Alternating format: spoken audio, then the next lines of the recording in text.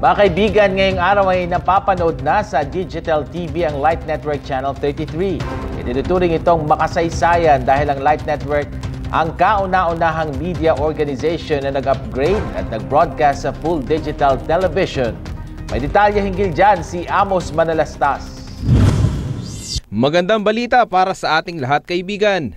Dahil ngayong araw ay napapanood na sa Digital TV ang Light Network Channel 33. Sa pangunguna ni Vice President for Technical Operations, Engineer Antonio Soriano, alas 10 kagabi ay formal lang nagpaalam ang Light Network sa Analog TV. At kaninang alas 8 ng umaga ay nag-broadcast na sa Digital TV. Itinuturing itong makasaysayan dahil ang Light Network ang kauna-unahang media organization na nag-upgrade at nag-broadcast sa full digital television. Ito ay bilang tugon sa nais ng visionary founder and chairman ng istasyon na si Bishop Brother Eddie Villanueva na makapagpalaganap ng salita ng Diyos sa nationwide television na mas malinaw ang panonood.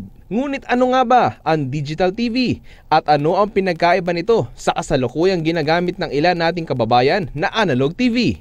Ang digitalization ay ang proseso kung saan kino-convert ang analog TV para maging digital terrestrial television o DTT. Sa madaling salita, ang kasalukuyang TV technology na meron tayo sa Pilipinas ay binabago at pinapahusay upang maging mas malawak, mas malinaw at mas maganda ang kalidad ng mga channel. Sa pamamagitan ng transformasyon na ito, ang Light Network ay magiging available na sa mas maraming platforms at tunay na mapapalawak ang saklaw nito sa mundo ng television programming. Iskan lang ang inyong mga digital boxes at mga TV na ISDBT ready upang masagap ang channel ng Light Network.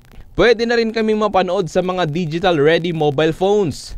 HDTV na ang Light Network. Ibig sabihin ay mas magiging malinaw na po ang inyong panonood, lalong-lalo na ang mga taga Mega Manila. Kaya naman asahan na ang mas pinalawak, mas pinalakas at mas pinalinaw na panonood dito sa Light Network. Mapapanood pa rin ang Light Network sa pareho nitong oras, mula alas 8 ng umaga hanggang alas 10 ng gabi. Para sa inyong concern, maaari lamang tumawag or mag-text sa mga hotlines na makikita rin sa inyong screen. 638-3469 Local 02 para sa landline, 0915-466-9228 para sa Globe subscribers at 0939-608-7802 para naman sa mga Smart subscribers. Kaya ano pang hinihintay nyo? Manood na ng Light Network sa digital television at ma-inspire at ma-motivate dahil laging tatandaan, magaan dito